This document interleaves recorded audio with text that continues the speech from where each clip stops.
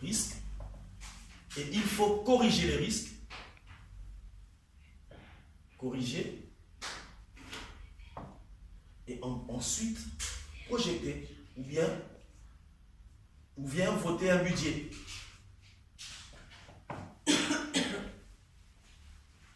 C'est comme ça que j'ai essayé. En fait, c'est à peu près la vie d'entreprise. Hein. Parce que moi, quand j'ai lu la Bible, j'ai lu exactement comme la vie d'une entreprise. C'est toute une entreprise. Donc, j'ai un projet. Avant que ce projet ne soit projeté. La Bible dit que Daniel a fait quoi? Il a demandé du temps. Il a dit au roi, laisse-moi du temps. Il a pris son temps. C'était pour faire quoi? Pour aller consulter le planning de Dieu. Parce qu'il n'y a que Dieu qui connaît la vie de tout un chacun. C'est lui qui rentre dans le domaine spirituel, qui rentre dans le monde de Dieu. Il a la capacité. Il a dit que Élisée était avec son maître. Quand ils avaient été attaqués, il avait peur. Parce qu'il ne regardait pas ce qui se passait autour de lui. Mais quand l'homme de Dieu l'a ouvert les yeux, il a vu l'armée céleste. Il dit, waouh! Et c'est là que sa foi s'est affermie. Et il a eu confiance en Dieu et il n'avait plus peur. Parce qu'en fait, Dieu ne nous révèle pas aussitôt ce qui se passe. Vous savez, l'homme, comment il est? L'homme, il est orgueilleux de nature. Il a cette sémence. Et si on te dit que tu seras ceci, on te montre déjà le chemin, tu verras que l'homme, il y a des hommes qui viennent un peu à l'église parce que le chemin est déjà tracé. Alléluia. Amen. Il rentre dans le planning de Dieu, il regarde les risques, il corrige les risques, et après il revient vers le roi. Parce que sans cela, tu ne peux pas. Il y a des hommes qui ont trouvé la mort à cause d'un projet non réussi. Alléluia. Amen. Il faut à tout prix consulter la parole de Dieu. Il n'y a aucun projet pour un serviteur de Dieu, pour une servante de Dieu, qui peut réussir si la Bible n'est pas appliquée. Amen. J'ai fait presque tous les commerces dans mon pays. Sans Dieu. J'ai dépensé ce qu'il fallait dépenser. Je pouvais tenir pendant 1 an, 2 ans, la 3e année. Ça ne marchait pas. Mais le jour où j'ai reçu le Seigneur, quand j'ai associé le Seigneur avec mes projets, tout ce que je fais avec lui finit toujours par réussir. Peu importe le temps que ça prend. Et je suis trop confiant. Et les choses que je vous dis ce soir, c'est l'expérience personnelle que je suis en train de vous dire. C'est lui qui associe son projet avec Dieu. N'oubliez pas que la bénédiction de l'Éternel enrichit et ne fait suivre d'aucun chacun. Alléluia. Parce que le diable aussi est béni, hein, bien-aimé. Le diable, la Bible dit qu'il avait des péchés avec tout son pouvoir. Le diable peut te donner de l'argent, il peut te donner une maison. Mais il n'y a que la bénédiction de l'Éternel qui peut enrichir et ne peut suivre d'aucun chacun. La grande vision de Dieu est que l'homme parvienne au salut. Alors pourquoi j'ai béni l'homme de Dieu du message? Le salut. La vision de Dieu, c'est que l'homme qui est sorti de lui puisse revenir dans lui. Parce que nous sortons de l'éternité. L'éternité, c'est le règne de Dieu, c'est la force de Dieu, c'est la puissance de Dieu.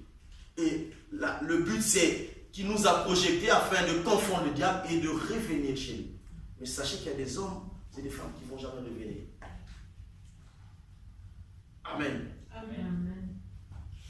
Le diable peut toucher à ta vie.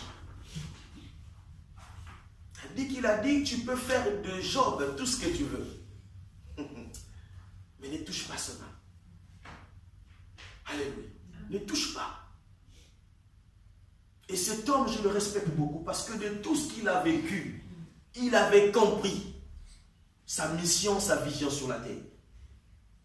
Il suffisait qu'il puisse faillir.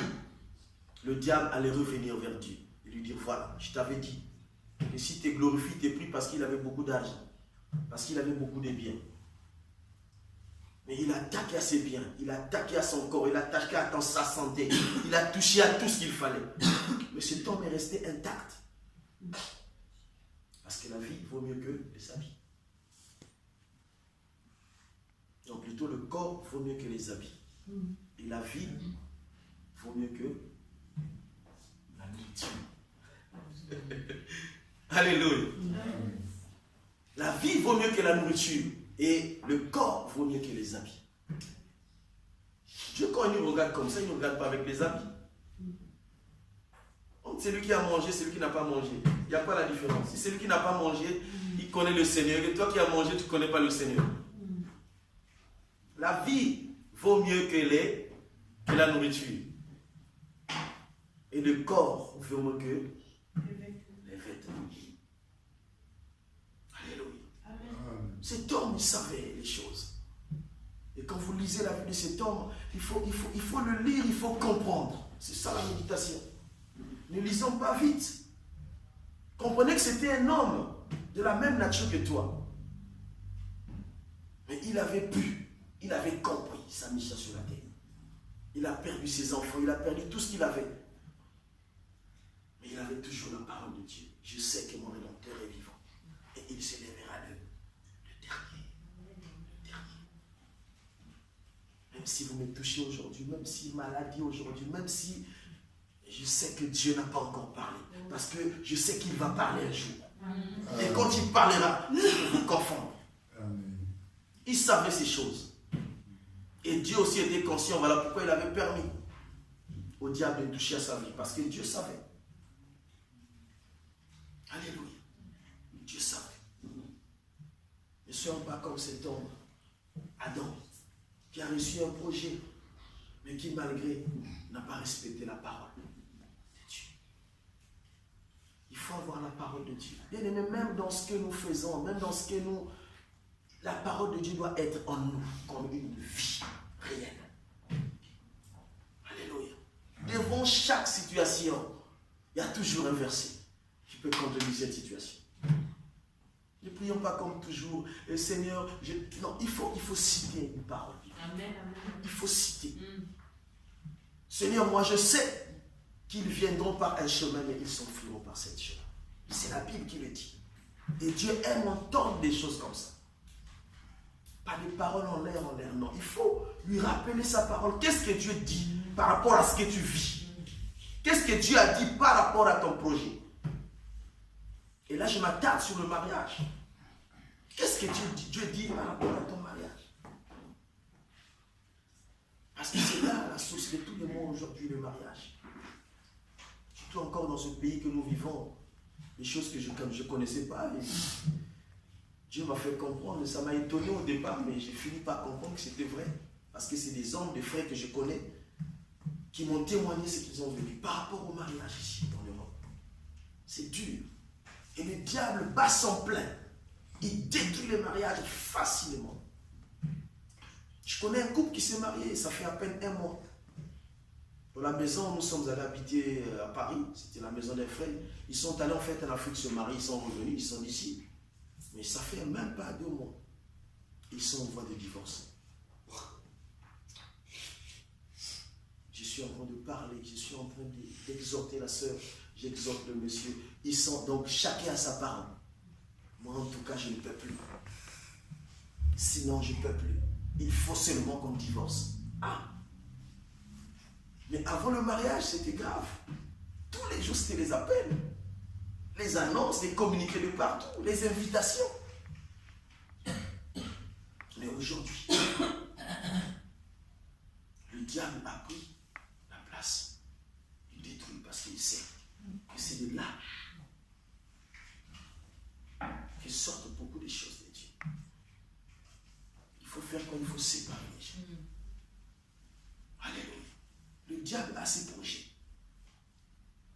Il sait que son temps est court. Il veut nous amener à la distraction, à des choses qui ne glorifient pas Dieu, afin que nous puissions manquer le règne des cieux. Nous voulons retourner dans le règne de Dieu. La Bible dit qu'il y avait un homme qui, après avoir gagné les rois, il est allé vers un Melchisedec, celui qui n'avait ni généalogie, ni commencement ni fin. Il est allé donner la dîme de tout. Après, cet homme lui a donné le vin et le pain.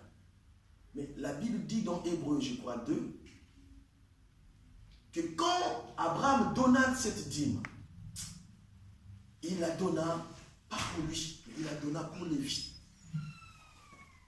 Parce que Lévi était encore dans les rêves d'Abraham. Bien aimé, tous les projets que Dieu a formés pour toi, c'est des projets de paix. Et même ceux qui sont dedans, ou dedans de toi, ils font partie des projets de Dieu. La Bible dit que cet homme, Job, il donnait pas seulement pour lui, mais il donnait même pour ses enfants, malgré que ses enfants donnaient. Parce qu'il voyait les enfants après ses enfants. Alléluia. Il faut qu'on arrive à projeter nos visions plus loin. Moi, je refuse tout projet limité. Non, moi, je me limite à ça. De toute façon, non.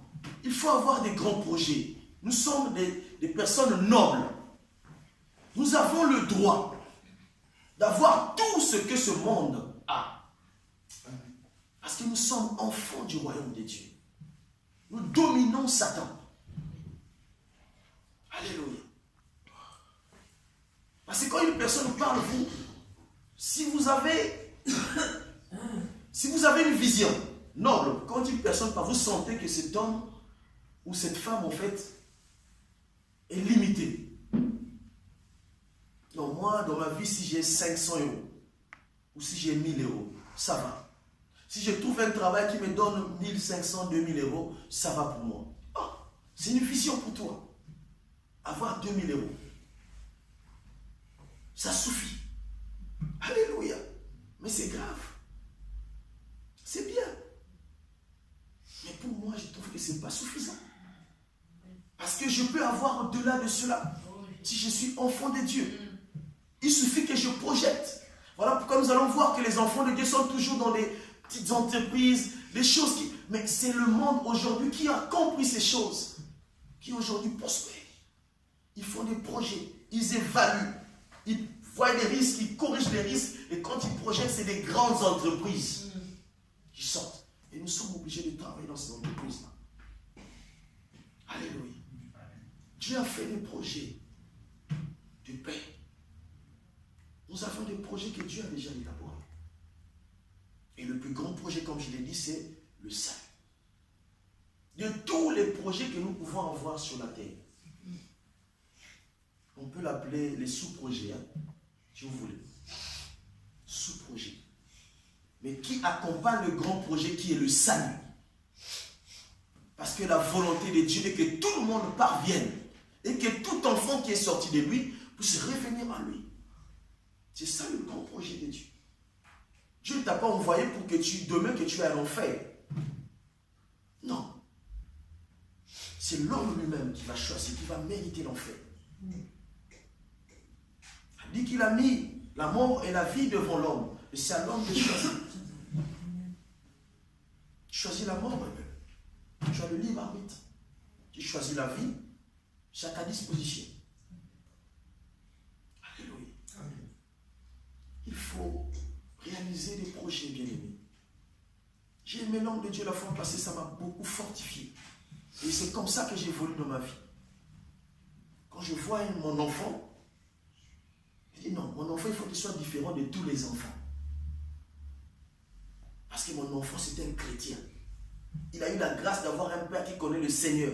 Moi, je n'ai pas eu cette grâce-là quand j'avais son âge. Mon père n'était pas chrétien. C'est une grâce d'avoir un père qui est chrétien. Et mon enfant, il a les droits de fréquenter dans toutes les écoles que tous les cadres de ce pays fréquentent. C'est possible. Que Dieu vous bénisse, en Dieu. Et ça fait partie d'une vision.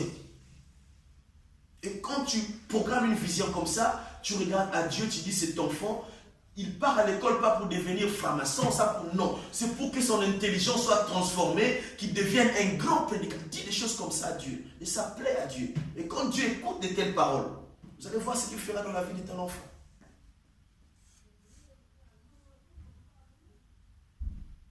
des choses que nous n'avons pas pu faire, il faut qu'on lui donne l'accès aux enfants. J'ai un homme de Dieu, pasteur, qui refusait ce livre. Il dit, mais oui, il y a des choses que nous, on n'a pas eu accès. Il faut le reconnaître, ce n'est pas de notre faute. C'était la faute aux parents. Mais nous avons compris ces choses maintenant. Il faut donner accès aux enfants. Afin que demain, même la prédication, il faut que ça change. À travers nos enfants. Même la façon d'enseigner. Même la façon de voir Dieu. Il faut que ça change. Alléluia. Parce qu'un enfant, comme Macron, s'il s'est converti au Seigneur, s'il vient prêcher ici, il ne va pas prêcher comme moi. Est-ce que vous savez? Non. Alléluia. Et c'est ce que Paul a fait dans la parole de Dieu. Il faut qu'on accepte certaines choses. Il dit que Macron, tel qu'il est là, il a la connaissance de la vie naturelle. Il est intelligent. Maintenant, s'il connaît la parole de Dieu, il transforme son intelligence dans la parole de Dieu. Ah, si quelqu'un s'il se tient là pour parler, vous allez voir comme Pierre, 3000 âmes, 5000 âmes. Pendant que tu cherches un mot, lui il a déjà 15. Il t'explique des choses. Alléluia. Amen. Et c'était ça la mission de Paul. Pierre ne pouvait jamais accomplir la mission de Paul. Ce n'était pas possible. Parce qu'il affrontait une nation qui n'avait pas part aux choses divines. Il fallait qu'il y ait quelqu'un qui avait la connaissance. D'abord de la Torah. Qui avait grandi. Qui avait avalé le rouleau. Et ensuite, connaître la parole de Dieu. Avoir la révélation. Voilà pourquoi il n'avait pas besoin que quelqu'un, lui, qui passe par, je ne sais pas, non, c'est Dieu lui-même qui l'a. Parce que Dieu savait que c'était déjà un homme qui avait la connaissance des choses. Il était avancé. C'était juste la transformation. Il y a des hommes comme ça. Alléluia. Il faut endoctriner les enfants comme ça. Il faut les encourager dans ces domaines-là. Afin que devant Dieu, même les prières que nous faisons sur les enfants, soient seules pour la gloire de Dieu. Parce que les enfants, nous avons dit que c'est une gloire, c'est un don de Dieu. Amen. Vous voyez l'erreur que même Adam a commis. Dieu lui donne une femme. Vous savez que Ève n'était pas la pensée d'Adam. C'est Dieu qui lui a donné. Parce qu'il regarde Adam, il regarde la tâche, la vision, non, c'est trop fort. Il faut qu'il y ait une aide semblable pour lui, afin de l'aider. Mais Adam veut prendre Ève comme étant sa propriété. Ce n'était pas la vision de Dieu. Ève était pour Dieu. Parce que la vision, c'était aider Adam afin d'accomplir une vision. Quand vous lisez, Adam n'a même pas dit merci de tout ce que Dieu a fait pour lui. Il s'est réveillé, il a regardé la femme, il a proclamé des paroles, des sentiments, il a proclamé des choses. Il voit cette fois-ci chair de ma chair, os de maison, on l'appellera femme. C'est pourquoi l'homme quittera son père et s'attachera à sa femme. Et les deux devant, il a proclamé, mais aucun endroit il a remercié le Seigneur qui lui a donné cette créature. Il a ignoré la vision de Dieu.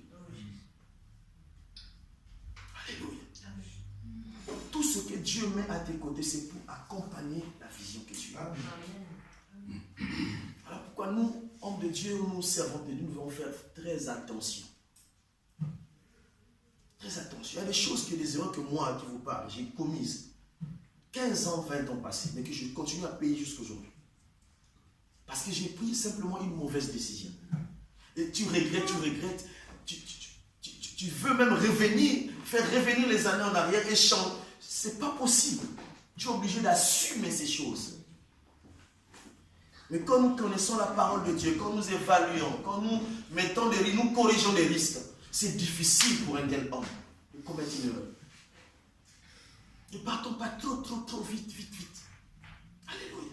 Avec Dieu, il faut être sûr. Quand tu poses un pas, il faut que tu sois rassuré. Qu'est-ce que je fais doit réussir. Parce que Dieu trouve sa part. Il dit que l'œuvre de l'Éternel prospérera entre ses mains. Si ce que tu as est entre la main de Dieu, il dit qu'il revient de la parole de Dieu. Mais c'est Dieu qui agit. Ce n'est même pas toi. Alléluia. C'est Dieu qui agit.